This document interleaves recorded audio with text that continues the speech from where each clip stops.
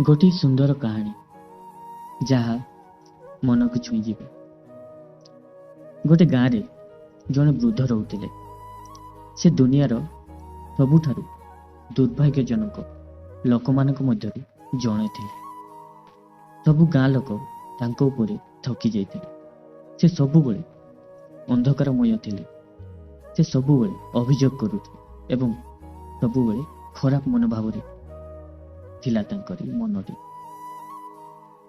से जेते दिन पहुंचिले सेते अधिक खराब लोक होई गले एवं तांको शब्द बहुत खराब होई गले।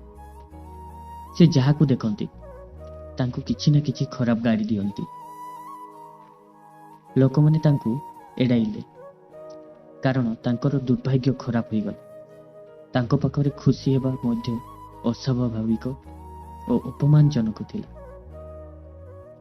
से अन्य मानक मध्य असंतोष भावना सृष्टि करुथिले। किंतु दिने जेते बेले तांको 80 वर्ष बयस होई गला एक अस्वाभाविक घटना घटिगला।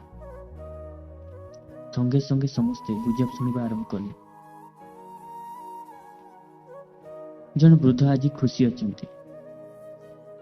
से कौनसी विषय अभियोग करते नहीं, हसंती एवं मुह मध्य सतेज होता है। से वृद्धंकर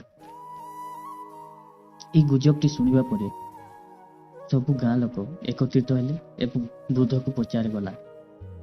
ग्रामवासी कहले तुमर कौन हैला? से वृद्धटी कहले विशेष किछि नुहे। 80 वर्ष मु खुशी को गोड़ाउथिली एवं यह अदरकारी थिला एवं तापर मु सुख बिना बंचिबा चेष्टा कली।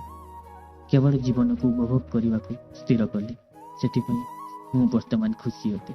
से वृद्धटी कहले तो कौन शिखिले? सुख को गड़ातु नहीं, तुमर जीवन को उपभोग करंतु। तुम पाखरे कौन अच्छी से संतुष्ट रुहंतु। बेसी खुशी पाइबा आशा दुख ही मिली। जय जगन्नाथ।